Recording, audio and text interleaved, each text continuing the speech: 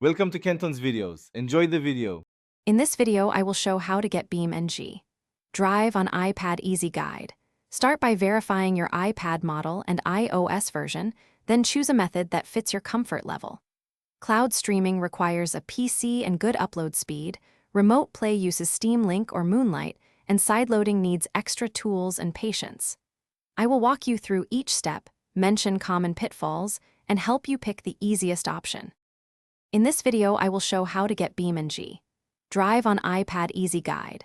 For streaming, set up your PC with BeamNG Drive, install Steam Link or Moonlight on the iPad, and pair devices on the same network. Adjust resolution and bitrate for smooth performance, and connect a controller or use touch mapping.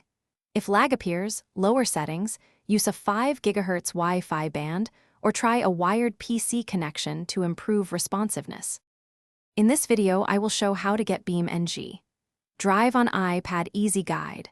Quick recommendation: stay hydrated during long streaming sessions with the Oala water bottle, which seals well and fits most cup holders, making it perfect for gaming on the go.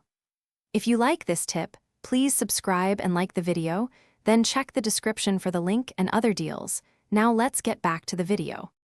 In this video, I will show how to get BeamNG Drive on iPad Easy Guide. Sideloading typically needs a Mac or PC, signing tools, and a compatible build that can run on iOS architecture. Most users prefer streaming to avoid complexity. If you attempt sideloading, back up your device, follow a trusted tutorial carefully, and be ready to troubleshoot driver or input quirks. I will outline safe practices and when to avoid sideloading entirely. Thanks for watching. Consider subscribing if we helped you.